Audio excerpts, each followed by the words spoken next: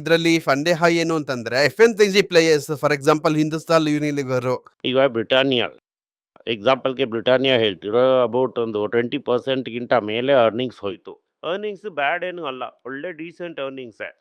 ಯಾಕೆ ಮತ್ತೆ ನಿನ್ನೆ ಮಾರ್ಕೆಟ್ ಹೊಡಿತದನ್ನ? ಯಾಕೆಂತಂದ್ರೆ ಬ್ರಿಟಾನಿಯಾ ಆಲ್ರೆಡಿ 60 ಟೈಮ್ಸ್ ಅರ್ನಿಂಗ್ಸ್ ಅಲ್ಲಿ ಇದೆ. ನೀ ಏನೇ ರಿಸಲ್ಟ್ ಕೊಟ್ಟರು ಹೊಡಿತಾರೆ. ಆಗಿದ್ದಾಗ ಎದುರು ನೋಡ್ದಂತ ರಿಸಲ್ಟ್ ಬಂದಿಲ್ಲ ಅಂತ. ಹೌದು, ಎದುರು ನೋಡ್ದಂತ ರಿಸಲ್ಟ್ ಬಂದಿಲ್ಲ. ಮಾರ್ಕೆಟ್ ನೀವು ಫ್ರಾನ್ಸಿಯಾಗಿ ಏನೇನೋ ಎದುರು ನೋಡ್ತಾ ಇದ್ದೀರಾ, ಆ ರಿಸಲ್ಟ್ ಮಾರ್ಕೆಟ್ ಅಲ್ಲಿ ಬಂದಿಲ್ಲ. ಈಗ ಪಾತ್ರೆನಲ್ಲಿ ಹಿಟ್ಟಿದ್ರಷ್ಟೇ ದೋಸೆ ಬರುತ್ತೆ. ನನ್ಗೆ IT ಕೆಲಸನೇ ಏನು ಅಂತಂದ್ರೆ ಈ ಪ್ರೀಮಿಯಂ ಬಿಸ್ಕೆಟ್ ನಾನು ಹೇಗ್ ಈ ತಿಂತೀನಿ. ಸ್ಟ್ರಿಂಗ್ ಫ್ಯಾಷನ್ ತರ ವಿಷಯಗಳು, ಈ ಪ್ರೀಮಿಯಮೈಸೇಷನ್ ಇದೆಲ್ಲ ನಡೀತಾ ಇರುವಾಗ IOT labs, Hindustan Unilever, Nestle, ITC ಈ ರೀತಿಯಾದಂತ ಕಂಪನಿಗಳು ಕೂಡ ಸ್ಪರ್ಧೆಗೆ ಇಳಿಬಹುದು ಅಂತ. ಡೆಫಿನೆಟ್ ಸ್ಪರ್ಧೆಗೆ ಇಳಿತಾನೆ. ಈಗ ಫಾದರ್ ಜಾಪನೀಸ್ ಕೆಲವು ಪ್ರಾಡಕ್ಟ್ಸ್ ಎಲ್ಲ ಅವನೇ ಇಟ್ಕೊಂಡಿದ್ದಾನೆ. ಈ Exo mister white. So it's not a problem, it's a question of perception. Earnings not going fast. ಯಾಕೆ ನೀವು ಈ PSU ಸ್ಟಾಕ್ಸ್ ಬಗ್ಗೆ ಮಾತಾಡುವಾಗ ಅದು ಸರಿನೇ ಇಲ್ಲ ಅಂತ ಹೇಳ್ಬಿಡ್ತೀರಿ? SBI ಈ ತರ ಇಂಡಿಯನ್ ಬ್ಯಾಂಕ್ಸ್ ಎಲ್ಲ ನೋಡಿದ್ರೆ ಅದು ಚೆನ್ನಾಗೆ ಪರ್ಫಾರ್ಮ್ ಮಾಡ್ತಾ ಇದೆ, ಸ್ಟಾಕ್ ಮ್ಯಾನಿಪುಲೇಷನ್ ನಡೀತಾ ಇದೆ, ಸಂದೇಹ ಇದೆ ಅಂತ ಒಬ್ರು ವ್ಯೂವರ್ಸ್ ಕೇಳಿದ್ದಾರೆ ಸರ್. ಸ್ಟಾಕ್ ಮ್ಯಾನಿಪುಲೇಷನ್ ಡೆಫಿನೆಟ್ ಆಗಿ ಇದ್ದೇ ಇರುತ್ತೆ. ಗವರ್ಮೆಂಟ್ ಗೆ ಫ್ರೆಂಡ್ಲಿ ಆಗಿ A1 ಫ್ರೆಂಡ್ಲಿ ಆಗಿರೋಂಥವ್ರು MNC ನ ತಗೊಳೋದಕ್ಕೆ ಹೇಳ್ತಾರೆ. ಅವ್ನು ತಗೊಳೋದ್ ನಿಲ್ಸಿದ್ರೆ ಇಲ್ಲಿಗೆ ಬೀಳುತ್ತೆ. ಈಗ 11 ಬ್ಯಾಂಕಲ್ಲಿ ನಾವೊಂದು ರಿಪೋರ್ಟ್ ಓದಿದ್ವಿ, 8 ಬ್ಯಾಂಕ್ಗಳಿಗೆ ಚೇರ್ಮನ್ ನೀವು ಅಪಾಯಿಂಟ್ ಮಾಡಿಲ್ಲ. ಈಗ ಒಂದು ಕಂಪನಿಗೆ ಲೀಡ್ರೇ ಇಲ್ದಂಗೆ ಆ ಕಂಪನಿ ಹೇಗೆ ಚೆನ್ನಾಗಿ ಮಾಡುತ್ತೆ? ಈಗ ಒಂದು ಕಂಪನಿಗೆ ಲೀಡ್ರೇ ಇಲ್ದಂಗೆ ಕಂಪನಿ ಸೂಪರ್ ಆಗಿ ಮಾಡುತ್ತಾ? ಮಾಡಲ್ಲ. ಸೊ ಚಾಯ್ಸ್ ನಿಮ್ದು. ನೀನು ನನ್ನ ಕೇಳ್ತೀಯ, ನಾನು ಹೇಳ್ತೀನಿ ನಿಮ್ಮ ಒಪಿನಿಯನ್. ಹೌದು.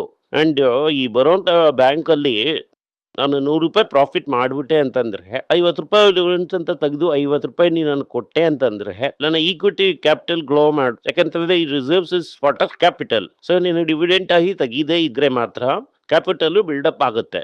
ನೀನೀಗ 10 ರೂಪಾಯಿ ಪ್ರಾಫಿಟ್ ಅಂದ್ರೆ 11 ರೂಪಾಯಿ ಡಿವಿಡೆಂಟ್ ಕೇಳಿದೆ ಅಂತಂದ್ರೆ ಹೆಂಗ್ ಅದು ಓಡುತ್ತೆ? ನಾನೀಗ ಒಂದನ್ನು ಕೇಳ್ತೀನಿ, ನೀವು ಮನ್ಸಾಬ್ ಶೀಟ್ ಕೊಂಡು ಯಾರು ಬೇಕಾದ್ರೂ ಹೇಳಿ. ಈ SBI ಎಲ್ಲಾನು, ಯಾಕಂದ್ರೆ ಅವನ್ನೆಲ್ಲಾನು ಪ್ರೈವೇಟೈಸ್ ಮಾಡ್ಬಿಟ್ಟ ಇವಾಗ. SBI ಈ ಅಕೌಂಟ್ ಓಪನಿಂಗ್ ಬಿಟ್ರೆ ಬೇರೆ ಎಲ್ಲದನ್ನು ಪ್ರೈವೇಟೈಸ್ ಮಾಡ್ಬಿಟ್ಟಿದ್ದಾರೆ. ಪ್ರೈವೇಟೈಸ್ ಮಾಡ್ಬಿಟ್ಟು ಅಂತಂದ್ರೆ ಜಾಯಿಂಟ್ ವೆಂಚರ್. ಈ ಆಫೀಸರ್ ಎಲ್ಲ ಸುಮ್ಮನೆ ಬಿಟ್ಟಿ ಕುಂತಿಸ್ತಾನೆ, ಈ ಪ್ರೈವೇಟ್ ಕಂಪನಿಗಳು ಕೆಲಸ ಮಾಡುತ್ತೆ. ಈಗ ನಾನ್ ನಿಮ್ಮನ್ನ ಕೇಳೋದು ಒಂದೇ ಒಂದು ಪ್ರಶ್ನೆ, ನೀನು ಪರ್ಸನಲ್ ಆಗಿ ಎಕ್ಸೆಪ್ಟ್ SBI ಯಾವ್ದಾದ್ರು ಒಂದು ಕಂಪನಿ, ಈಗ ಎಷ್ಟೊಂದು ಲೋನ್ ಕಂಪನಿ ಬರುತ್ತೆ ನಿನಗೆ, ಯಾರಾದ್ರೂ SBI ನ ಬಿಟ್ಟು ಲೋನ್ ಕೊಡ್ತೀನಿ ಅಂತ ನಿಮ್ಮ ಹತ್ರ ಬಂದಿದ್ದಾರಾ? ನನಗ್ ಬರ್ತಾರೆ. ಪಬ್ಲಿಕ್ ಸೆಕ್ಟರ್ ಬ್ಯಾಂಕ್ ಅಲ್ರಿ, very surprise. Public sector bank loan ಬೇಕಾ ಅಂತ ಕೇಳಿದ್ದಿಲ್ಲ ಸರ್. ಕೇಳಿದ್ದಾರಾ? ಕೇಳಿದ್ದಿಲ್ಲ. ಪ್ರೈವೇಟ್ ಬ್ಯಾಂಕ್ ಅವರು ಕೇಳ್ತಾರೆ ಇಲ್ವಾ? 10 ಕಾನ್ಸ್ ಬರುತ್ತೆ ಸರ್. ಅದೇ ಡಿಫರೆನ್ಸ್. ಸೊ ಅವರು ಕಸ್ಟಮರ್ನ ಹುಡ್ಕೊಂಡು ಹೋಗ್ತಾರೆ, ಇವ್ರೇನು ಮಾಡೋದಿಲ್ಲ. ಯಾಕಂದ್ರೆ ಅವ್ರಿಗೆ ಗೊತ್ತು ಹೆಂಗಿದ್ರು ಸಂಬಳ ಬರುತ್ತೆ ಅಂತ. ಇದು attitude towards work. Attitude towards work ಏನೇ ಇಂಪಾರ್ಟೆಂಟ್. Okay sir, fine. ಈ ರಿಯಲ್ ಎಸ್ಟೇಟ್ ಕಂಪನಿ ಎಲ್ಲ ಇನ್ನು ಕೂಡ ಈ 52 ವೀಕ್ ಲೋನ್ ಅಲ್ಲಿ ಇದೆ. ರಿಫಂಡ್ ಕಾಫಿ ರೇಂಜ್ ಅಲ್ಲಿ ಸ್ವಲ್ಪನೇ ಕನ್ಸಿಡರ್ ಮಾಡ್ಬೋದಾ? ನಾನು ಇದಕ್ಕಿದಾಗ ಕೇಳ್ತೀನಿ, ರಿಯಲ್ ಎಸ್ಟೇಟ್ ಅಂತಂದ್ರೆ ಏನು? ಸರ್, ಯಾವತ್ತಿದ್ರು ನಾನು ಮನೆ ಕಟ್ತೀನಿ, ಕಂಪನಿ ಕಟ್ತಾರೆ. ಈಗ ಆಲ್ರೆಡಿ ಇರೋಂತ ಮನೆಗೆ ಜನ ಇಲ್ವಲ್ಲಪ್ಪ. ಅದು ಇವತ್ತಿಗೆ ಸರ್. ಇವತ್ತಿಲ್ಲ ಅಂತಂದ್ರೆ ಯಾವತ್ತಿಗೆ? ಒಂದ್ 20 ವರ್ಷ ಆದ್ಮೇಲೆ ಪಾಪ್ಯುಲೇಷನ್ ಕಡಿಮೆ ಆಗ್ಬಿಡುತ್ತಲ್ಲ. ಈಗ ಡಿಕ್ಲೈನಿಂಗ್ ಪಾಪ್ಯುಲೇಷನ್ ಎಲ್ಲ ನೀನೇ ನೋಡ್ತಾ ಇದೆಯಲ್ಲ, ನೀನೇ ಸ್ಟಾಟಿಸ್ಟಿಕ್ಸ್ ನೋಡ್ತಾ ಇದೆಯಲ್ಲ, ಪಾಪ್ಯುಲೇಷನ್ ಕಡಿಮೆ ಆಗ್ತಾ ಇದೆ ಅಂತ. ಕಡಿಮೆ ಆಗ್ತಾ ಏನೋ ಅಂತ ಅವ್ರು ಹೇಳ್ತಾರೆ. ಈ ಡಬಲ್ ಇನ್ಕಮ್, ನೋ ಕಿಪ್ಸ್ ಈ ತರ ಎಲ್ಲ ನೋಡ್ತೀವಿ. ಫಸ್ಟ್ ನೀವು ಏನ್ ಬೇಕಾದ್ ನೋಡಿ, ರೀಪ್ಲೇಸ್ಮೆಂಟ್ ರೇಟ್ 2.1. ಇದು ಇವನ್ ಹೇಳ್ದಿದ್ದು, ಇದು ರಾಜಕೀಯನೇ ಅಲ್ಲ, ಯುನೈಟೆಡ್ ನೇಷನ್ ಹೇಳಿದ್ದು. ಒಂದು ಪ್ಯಾರೆಂಟ್ಗೆ 2.1. ನಿಮ್ಮ ಅಪ್ಪ ಅವ್ರಿಗೆ ಹುಟ್ಟಿದ್ದೆ 2 ಮಕ್ಕಳೇನೆ. ರೀಪ್ಲೇಸ್ಮೆಂಟ್ ಇಲ್ಲ. 2.1 ಬಂದ್ರೇನೆ you are contributing, you are not stabilising the population. ನಿಮ್ಮ ಮನೆಯಲ್ಲಿ ಈಗ ನಿಮ್ಮ ತಂದೆ ಮೇಲ್ರಿದ್ರು ಎಲ್ರಿಗೂ 2 ಮಕ್ಕಳೇನೆ. ಇದರಲ್ಲಿ ಎಷ್ಟು ಜನ ಕಂಟ್ರಿಬ್ಯೂಟ್ ಹೋಗಿದ್ದಾರೆ? Almost 50% sir. ಒಬ್ಬೊಬ್ರು ಒಂದು 15 ಜನ ಕ್ಲೈಂಟ್ಸ್ ಕಸಿನ್ಸ್ ಇದ್ರು ಅಂತ ಇಟ್ಕೊಳ್ಳಿ, ಅದ್ರಲ್ಲಿ 8 ಜನ ಆದ್ರೂ ಹೊರಗಡೆ ಹೋಗಿರ್ತಾರೆ, ಮಿಕ್ಕಿರೋದು ಒಂದು 7 ಜನನೇ. ಸೊ ಹೀಗಿದ್ದಾಗ ಪಾಪ್ಯುಲೇಷನ್ ಕಡಿಮೆ ಆಗದೆ ಏನ್ ಮಾಡುತ್ತೆ? ಅದರಿಂದ ರಿಯಲ್ ಎಸ್ಟೇಟ್ ಬೂಮ್ ಆಗಲ್ಲ ಅಂತ ಹೇಳ್ತೀರಾ? ಈಗ ಡಿಮಾಂಡ್, ಈಗ ರಿಯಲ್ ಎಸ್ಟೇಟ್ ಇಟ್ಕೊಂಡು ಏನೆಲ್ಲ ಮಾಡ್ತೀಯ ನೀನು? ಮನೆ ಕಟ್ತೀವಿ, ಅಂಗಡಿ ಕಟ್ಟು ಬಾಡಿಗೆ ಬಿಡ್ತೀವಿ. ಮನೆ ಕಟ್ತೀಯಾ, ಅಂಗಡಿ ಕಟ್ಟಿ ಬಾಡಿಗೆಗೆ ಬಿಡ್ತೀಯಾ, ಆಮೇಲೆ ಕಾಂಪ್ಲೆಕ್ಸ್ ಕಟ್ತೀವಿ, ಆಮೇಲೆ ಬೇರೆ ಏನು ಸರ್, ಏನಾದ್ರು ಅವಶ್ಯಕತೆ ಇದ್ರೆ ಮಾರ್ಟ್ಗೇಜ್ ಮಾಡ್ತೀವಿ. ಸರಿ, ಅಷ್ಟೇನಾ? ನಾನು ಇನ್ಕಮ್ ಕೇಳಿದೆ. ಈಗ ಅಂಗಡಿನಲ್ಲಿ ಸಾಮಾನು ಕೊನೆಯದಾಗ ನೀನು ಯಾವಾಗ ತಗೊಂಡೆ?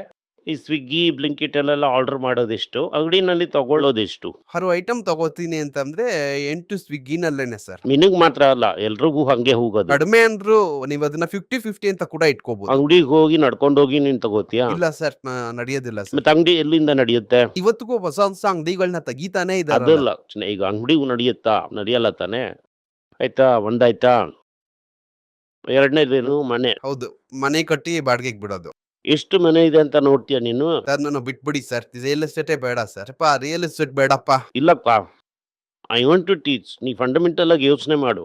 ಥಿಯೇಟರ್ ಹೊರಟೋಯ್ತು, ಮಾಲ್ ಹೊರಟೋಯ್ತು. ಥಿಯೇಟರ್, ಮಾಲ್, ಯಾಕಂತಂದ್ರೆ the way you shop, the way you are entertain, where you are staying. 50 lakh ರೂಪಾಯಿಗೆ ಮನೆ ಸಿತು ಅಂತಂದ್ರೆ ಡೀಸೆಂಟು. 40 ಲಕ್ಷ ರೂಪಾಯಿಗೆ ಮನೆ ಕಟ್ಟಿದ್ರೆ ಡೆಫಿನೆಟ್ ಆಗಿ ಎಲ್ರೂ ಮನೆ ತಗೋತಾರೆ. ಈಗ 40 ಲಕ್ಷ ರೂಪಾಯಿಗೆ ಮನೆ ತಗೊಂಡೆ ಅಂತಂದ್ರೆ ಈಗ ಚಂಗೋದ್ಪೇಟಿಂದ ಇಲ್ಲಿಗೆ ಕೆಲ್ಸಕ್ಕೆ ಹೆಂಗ್ ಬರ್ತೀಯ? ಇದೇ ನೀವು ಒಂದು 5-6 ವರ್ಷಕ್ಕೆ ಮುಂಚೆ 20 ಲಕ್ಷ ರೂಪಾಯಿಗೆ ಮನೆ ಹೇಳಿದ್ರಿ. ಅವಾಗ ಅದೆಲ್ಲ ಎಂದಿತ್ತು. ಈಗ ಡಬಲ್ ಆಗೋಯ್ತು. ಸೊ ಹಂಗಿದ್ರೆ ಅವಾಗ್ಲೇ ಒಂದು 50 ಲಕ್ಷ ರೂಪಾಯಿ ಹಾಕಿ ತಗೊಂಡಿದ್ರು ಅಂತಂದ್ರೆ ಇವತ್ತು ಅದೇ ರೇಟ್ ನೋಡೋವಾಗ ಇವಾಗ ಅದು 50 ಲಕ್ಷಕ್ಕೆ ಮಾರೋದಿಲ್ಲ. ಇವಾಗ ಇರೋದಕ್ಕೆ ಅದು 20 ಲಕ್ಷ ರೂಪಾಯಿ, 25 ಲಕ್ಷ ರೂಪಾಯಿಗೆ ಮಾರೋದು. ನಾನು ಇದಕ್ ಮೇಲೆ ಇದ್ರ ಬಗ್ಗೆ ಪ್ರಶ್ನೆ ಕೇಳಲ್ಲ sir. I am trying to say there is no use. ಅರ್ಥ ಆಗ್ತಾ ಇಲ್ಲ. ಅರ್ಥ ಆಗ್ತದೆ sir. Got it. Fine sir. ಅದಾದ್ಮೇಲೆ ಈಗ ಈ ಹೋಲ್ಡಿಂಗ್ ಕಂಪನೀಸ್ ಬಗ್ಗೆ ನೀವು ತುಂಬಾ ದಿನದಿಂದ ಮಾತಾಡೇ ಇಲ್ಲ. ಈ ಟಾಟಾ ಇನ್ವೆಸ್ಟ್ಮೆಂಟ್, ಈ ಹೋಲ್ಡಿಂಗ್ ಕಂಪನೀಸ್ ಅಂತೆಲ್ಲ ಏನಂತಂದ್ರೆ ತುಂಬಾ ದಿನಕ್ಕೆ ಇರೋದಿಲ್ಲ. ಇದಾಗಿನಲ್ಲಿ ಹಾಕಿದ್ ಕಲ್ತಾರ ಹಂಗೇ ಇರುತ್ತೆ. ತಮಿಳ್ನಾಡು ಮೆರ್ಕೆಂಟೈಲ್ ಬ್ಯಾಂಕ್ಗೆ ಹತ್ತಿರಿ ಒಂದು 3/4 ಭಾಗ ಜನ ಅದು ಏರ್ತಾ ಇಲ್ಲ, ಯಾವತ್ತೇರುತ್ತೆ, ಹಿಂಗೆ ಏನು ಅಂತ. ಏರಿದ ಮೇಲೆ ಅದ್ರ ಬಗ್ಗೆ ಮಾತಾಡ್ಲೇ ಇಲ್ಲ. ಯಾವನೋ ಒಬ್ಬ ಬಂದು ಇನಾಟ್ಕೋ ಸ್ಟಾರ್ಟ್ಅಪ್ ಕಂಪನಿ ಅಂತ ಹೇಳಿದಾಗ ನನ್ನ ಹಾಕಿ ಟ್ರಾಲ್ ಮಾಡಿದ್ರಿ. ಇವತ್ತದು ಹೆಂಗಿದೆ? 1000 ದಾಟಿ ಎಲ್ಗೂ ಹೋಗ್ತಾ ಇದೆ. ತಗೊಂಡವನು ಎಲ್ಲ ಪ್ರಾಫಿಟ್. ಅದ್ರ ಬಗ್ಗೆ ಮಾತಾಡೋದೇ ಇಲ್ಲ. ಸ್ಟಾರ್ಟ್ಅಪ್ ಅನ್ನೋದೇ ಗೊತ್ತಿಲ್ಲ ಇವಾಗ. ಸೊ ಒಂದು ಅನಲೈಸ್ ಮಾಡೋದು, ಈ ರೂಟ್ ಕಾಸ್ ಅನಾಲಿಸಿಸ್ ಅಂತ ಹೇಳ್ತೀವಿ. ನೀನ್ ರಿಯಲ್ ಎಸ್ಟೇಟ್ ಅಂದ್ರೆ ರಿಯಲ್ ಎಸ್ಟೇಟ್ ಇಂಡಸ್ಟ್ರಿ ಹೋಗ್ಬೇಕು. ನಾಟ್ಕೋ ಅಂತಂದ್ರೆ ಏನ್ ಪ್ರಪೋಸಿಷನ್? ನಾನು ಅವತ್ತು ಹೇಳ್ದೆ, ಇವತ್ತು ಹೇಳ್ತೀನಿ. ಅದು ಔಷಧಿ ಕಂಪನಿ. ಇಂಡಿಯಾದಲ್ಲಿ ನಾಟ್ ಕಾನ್ಸಂಟ್ರೇಟಿಂಗ್, ತುಂಬಾ ಕಮ್ಮಿ ಸೇಲ್ಸ್ ಇಂಡಿಯಾ. ಹೊರದೇಶದವನಿಗೆ ಹೈಲಿ ಕಾಸ್ಟ್ಲಿ ಡ್ರಗ್ ನ ಚೀಪ್ ಆಗಿ ನಾನು ಮ್ಯಾನುಫ್ಯಾಕ್ಚರ್ ಮಾಡಿ ಸಪ್ಲೈ ಮಾಡ್ತಾ ಇದ್ದೀನಿ. ಇಷ್ಟನೇ ಅಪೋಸಿಷನ್. ಇಂಡಿಯಾದಲ್ಲಿ ಮ್ಯಾನುಫ್ಯಾಕ್ಚರ್ ಮಾಡಿ ಅಮೆರಿಕಾದಲ್ಲಿ ಮಾಡ್ತಾ ಇದ್ದೀನಿ. ಫಾಸ್ಟ್ ಇಂಡಿಯಾದಲ್ಲಿ ಕಡಿಮೆ ಆಗ್ತಾ ಇದೆ. ರಿಸರ್ಚ್ ನಾನು ಮ್ಯಾನ್ ಪವರ್ ಕಾಸ್ಟ್ ಕಡಿಮೆ ಆಗ್ತಾನೆ ಇದೆ. ಅವನು ರಿಸರ್ಚ್ ಮಾಡಿ ಮಾಡಿದಂತ ಡ್ರಗ್ ನ ಕಾಪಿ ಹೊಡೆದು ಜೆನೆರಿಕ್ ಆಗಿ ತಿರ್ಗಾ ಮಾಡ್ತಾ ಇದ್ದಾನೆ. ಇದೇನು ಸ್ಟಾರ್ಟ್ಅಪ್ ಇಂಡಿಯಾ ಇದು ಏನ್ ಸಂಬಂಧ ಇದೆಯಾ? ಸೊ ಆಗ ಈ ಕಾಸ್ಟ್ಲಿ ಡ್ರಗ್ ನ ಅವ್ನು ತಗೋತಾನೆ. ಆ ಕಾಂಪ್ಲೆಕ್ಸ್ ಡ್ರಗ್ ನ ಇವನಿಂದಾನೇ ಕಾಪಿ ಹೊಡೆದು ಮಾಡೋದಕ್ಕಾಗುತ್ತೆ. ಕಾಪಿ ಹೊಡೆದು ಮಾಡ್ತಾನೆ, ಪ್ರಾಫಿಟಬಲ್ ಆಗಿದ್ದಾನೆ. ಕನ್ಸಿಡರ್ ಮಾಡಪ್ಪ ಅಂತ ಹೇಳಿ ನೀನ್ ಕನ್ಸಿಡರ್ ಮಾಡ್ದೆ, ಈಗ ಅದು ಪ್ರಾಫಿಟಬಲ್ ಆಗಿದೆಯಾ? ಕೆಲಸದ ಸುಫಾ ಹಾ ಇರುತ್ತೆ. ಹೌದು, ಅಷ್ಟೇ. ಈಗ ಒಂದು ಇಂಟ್ರೆಸ್ಟಿಂಗ್ ಆಗಿತ್ತು ಈ ಪ್ರಶ್ನೆ. ಈಗ ನಾವು ಯಾವ ವಸ್ತುನ ತಗೋತೀವೋ ಆ ಕಂಪನಿಯ ಶೇರ್ ನ ನಾವು ನೋಡ್ಬೇಕು ಅಂತ. ಹೌದು, ಎಸ್. ನಾನು ಒಂದು ಹಾರ್ಡ್ವೇರ್ ಕಂಪನಿ ಇಟ್ಟಿದ್ದೀನಿ. ಫಾರ್ಮ್ ಟ್ರಂಕ್ಸ್ ಹಿನೋಲಿಸ್ ಕೇಬಲ್ಸ್ ನೇ ತಗೋತಾ ಇದ್ದಾರೆ. ಫಾರ್ಮ್ ಟ್ರಂಕ್ ಫ್ಯಾನ್ ಅಥವಾ ಅದಕ್ಕೆ ಸಂಬಂಧಪಟ್ಟಂತಗಳನ್ನೇ ತಗೋತಾ ಇದ್ದಾರೆ. ಎಂಬ ಕಸ್ಟಮರ್ ಏಷ್ಯನ್ ಪೇಂಟ್ಸ್ ನೇ ತಗೋತಾ ಇದ್ದಾರೆ. ಆದ್ರೆ ಇವತ್ತಿನ ಡೇಟ್ಗೆ ಏಷ್ಯನ್ ಪೇಂಟ್ಸ್ ಸ್ವಲ್ಪ ಕಾಸ್ಟ್ಲಿ ಆಗಿದೆ. ಈ 3 ಶೇರ್ಸ್ ಬಗ್ಗೆ ನಿಮ್ಮ ಒಂದು ಅಭಿಪ್ರಾಯ ಏನು? ಏಷ್ಯನ್ ಪೇಂಟ್ಸ್ ತುಂಬಾ ದಿನ ಹಾರ್ಡ್ವೇರ್ ಅಂಗಡಿಯವರು ಶೇರ್ ಬಗ್ಗೆ ಕೇಳ್ತಾ ಇದ್ದಾರೆ. ಏಷ್ಯನ್ ಪೇಂಟ್ಸ್ ಬಾದ್ಶಾ ಆಗಿತ್ತು. ಈಗ ಇನ್ನೊಂದು ದೊಡ್ಡ ಬ್ರ್ಯಾಂಡ್ ಬಂದು ಅವನ ಸ್ವಲ್ಪನೇ ಪೀಸ್ ಆಗಿ ಕಟ್ ಮಾಡ್ತಾ ಇದ್ದಾರೆ. ವ್ಯಾಲ್ಯೂಯೇಷನ್ ತುಂಬಾ ಹೈ ಆಗಿತ್ತು. ಅದು ಫಿನಾಲೆಕ್ಸ್ 2 ಕಂಪನಿ ಇದೆ. Owner problem. 2 ಕಸಿನ್ ಕುಸ್ತಿ ಮಾಡ್ತಾ ಇದ್ದಾರೆ. ಒಂದರ ಹೋಲ್ಡಿಂಗು ಇನ್ನೊಂದರಲ್ಲಿ ಇದೆ. ಸೊ ಕರೆಕ್ಟಾಗಿ ಅದನ್ನ ನೋಡಿ ಕನ್ಸಿಡರ್ ಮಾಡೋದಕ್ಕೆ ಪರ್ಫೆಕ್ಟ್. ಇನೋವೇಟ್ ಮಾಡಲ್ಲ, ಅದು ಇದು ಅಂತೆಲ್ಲ ಹೇಳ್ತಾರೆ. ಅವನ ಹತ್ರ ದುಡ್ಡು ತುಂಬಾ ಜಾಸ್ತಿನೇ ಇದೆ. ತಗೊಂಡು ಹಾಕಿ ಜಾಸ್ತಿನೇ ಇಟ್ಟಿದ್ದಾನೆ. ಅದು ಸೂಪರ್ ಕಂಪನಿ. ಅದಾದ್ಮೇಲೆ ಏನ್ ಕೇಳ್ದೆ? ಪ್ರೊಫೆಷನರಿ ಮ್ಯಾನೇಜರ್ ಕಂಪನಿ. ಸೊ ಯಾರು ಓನರ್ ಅಂತ ಅನ್ನೋದು ನಮ್ಗೆ ಗೊತ್ತಿಲ್ಲ. ಗಾಂಧಿ ಮೀಡಿಯಾ ಪ್ಲೇಸ್ಮೆಂಟ್ಸ್ ಕೂಡ ತಗೊಂಡಿದ್ದಾರಂತೆ. ಸೊ ಅದೆಲ್ಲ ಕರೆಕ್ಟ್ ಆಗಿ ಮಾಡ್ತಾ ಇದ್ದಾರೆ. ಯಾರು ಮೆಜಾರಿಟಿ ಅಂತ ನೋಡ್ಬೇಕಾಗತ್ತೆ. ಅದು ಗೌತಮ್ ಟಾಪಲ್ ಗ್ರೂಪ್ ಅಲ್ಲಿ ಇತ್ತು. ಆ ಕನ್ಸ್ಯೂಮರ್ ಹಿಡಿದು ತಗೊಂಡಿದ್ದಾರೆ. ಇದು ವಜ್ರದ ಸೂಜಿ ರೇಂಜ್ ನಲ್ಲೇ ಇತ್ತು.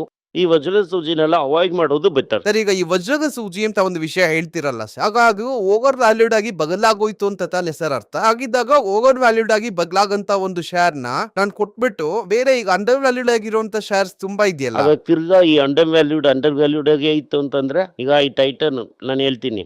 ಈಗ ನಾನು 2 ರೂಪಾಯಿ ಫುಡ್ ಟೈಟನ್ ತಗೊಂಡಿದ್ದೀನಿ. 1750 ರೂಪಾಯಿನಲ್ಲಿ ಕೊನೆ ಕಾಲ್ ಕೊಟ್ಟಿದ್ದು. ಆವಾಗಲೇ ಅದು ವಜ್ರದ ಸೂಜಿ ಇದ್ರೂ ನಾವು ತಗೊಂಡಿದ್ವಿ. ಇದನ್ನ 4000 ರೂಪಾಯಿಗೆ ಮಾರ್ದೆ ಅಂತಂದ್ರೆ ತಿರ್ಗಾ ನಮ್ಗೆ ಟೈಟನ್ 4000 ರೂಪಾಯಿ ತಗೊಳ್ಳೋದಕ್ಕೆ ಆಗಲ್ಲ.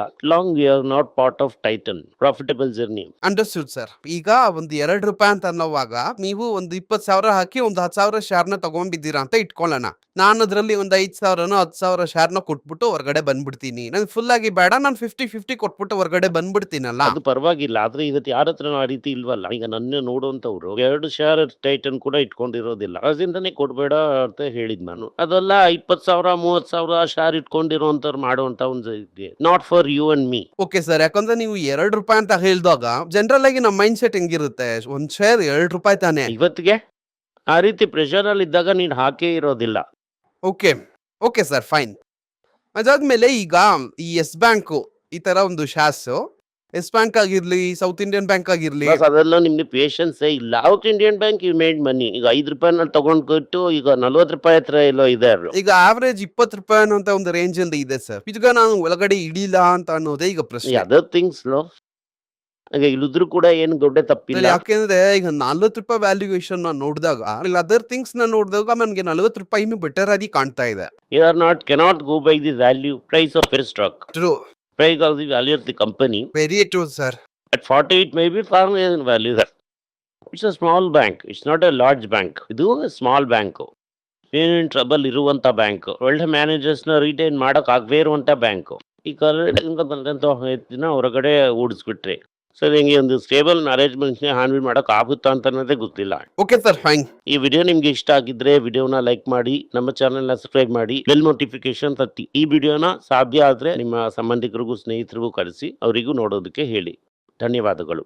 ಎಲ್ಲರಿಗೂ ನಮಸ್ಕಾರ. ಮಕ್ಕಳಿಗೋಸ್ಕರ financial literacy money for nothing ಅಂತ 2ನೇ ಪಾರ್ಟ್. ಇದರಲ್ಲಿ ಚೆಕ್ ಬರೆಯೋದು ಹೇಗೆ, ಡೆಪಾಸಿಟ್ ಸ್ಲಿಪ್ ಬರೆಯೋದು ಹೇಗೆ, ಇದು ಹೇಗೆ ಬಂದಿದೆ, ಆಟರಿಂದ ಡಿಮಾನಿಟೈಸೇಷನ್ ವರೆಗೂ ಎಲ್ಲವನ್ನು ಕವರ್ ಮಾಡಿದ್ದೀವಿ. 12 ವರ್ಷದ ಮಕ್ಕಳಿಗೆ ಇದು ತುಂಬಾ ಯೂಸ್ಫುಲ್ ಆಗಿರುತ್ತೆ. ಈ ಬುಕ್ ಈಗ ಸದ್ಯಕ್ಕೆ ಸ್ಪೆಷಲ್ ಪ್ರೈಸ್ ಅಲ್ಲಿ ₹450 ಕೊಡ್ತಾ ಇದ್ದೀವಿ. ಇದನ್ನ ಯೂಸ್ ಮಾಡ್ಕೊಳ್ಳಿ. ಧನ್ಯವಾದಗಳು. ದುಡ್ಡಿನ ಮಾತು ವೆಬ್ಸೈಟ್ ನ ಸಬ್ಸ್ಕ್ರೈಬ್ ಮಾಡಿ. 1 ವಾರಕ್ಕೆ 4 ಪ್ರೀಮಿಯಂ ಆರ್ಟಿಕಲ್, ಆರ್ಟಿಕಲ್ಸ್ ಒಂದು 10ರಿಂದ 15 ನಾವು ಹಾಕ್ತಾ ಇದ್ದೀವಿ. ಇದರ ಸಬ್ಸ್ಕ್ರಿಪ್ಷನ್ 1 ತಿಂಗಳಿಗೆ ₹99 ಅಷ್ಟೇ. ಹೇಳುವಂತ ಕಾನ್ಸೆಪ್ಟ್ಸ್ ನ ಗ್ರೇಟ್ ಆಗಿ ಎಕ್ಸ್ಪ್ಯಾಂಡ್ ಮಾಡಿ ಇದನ್ನ ಓದಿದ್ರೆ ನಿಮ್ಗೆ ತುಂಬಾ ಯೂಸ್ಫುಲ್ ಆಗಿರುತ್ತೆ. ಧನ್ಯವಾದಗಳು. ನಮಸ್ಕಾರ. ಮಕ್ಕಳಿಗೋಸ್ಕರ ಒಂದು ಬುಕ್ ನ ಲಾಂಚ್ ಮಾಡಿದ್ವಿ. ಅದು ತುಂಬಾ ಸಕ್ಸಸ್ಫುಲ್ ಆಗಿದೆ. ಯಾರಿಗೆಲ್ಲ ಆ ಬುಕ್ ಬೇಕೋ ನಮ್ಮ ಟೀಮ್ ನ ಕಾಂಟ್ಯಾಕ್ಟ್ ಮಾಡಿ. ಕೆಳಗಡೆ ಇರುವಂತ ನಂಬರ್ ಅಲ್ಲೂ ವೆಬ್ಸೈಟ್ ಅಲ್ಲೂ ನೀವು ನಮ್ಮನ್ನ ಕಾಂಟ್ಯಾಕ್ಟ್ ಮಾಡಿದ್ರೆ ನೀವು ಆ ಬುಕ್ ನ ತಗೋಬಹುದು. ಬೇರೆ ನಮ್ಮ ಬುಕ್ ಗಳು ಕೂಡ ಅವೈಲೇಬಲ್ ಆಗಿದೆ.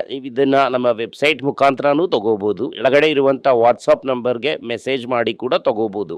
ನಿಮಗೆ ಏನಾದ್ರೂ ಸಂದೇಹ ಇದ್ದು ನನ್ನನ್ನು ಕಾಂಟ್ಯಾಕ್ಟ್ ಮಾಡಬೇಕು ಅಂತ ಅನ್ಕೊಂಡ್ರಿ ಅಂದ್ರೆ ಸ್ಕ್ರೀನ್ ಮೇಲೆ ಬರ್ತಾ ಇರುವಂತ ಮೇಲ್ ಐಡಿಗೆ ಮೆಸೇಜ್ ಮಾಡಿ. ನಮ್ಮ ಟೀಮ್ ನಿಮ್ಮನ್ನ ಕಾಂಟ್ಯಾಕ್ಟ್ ಮಾಡ್ತಾರೆ.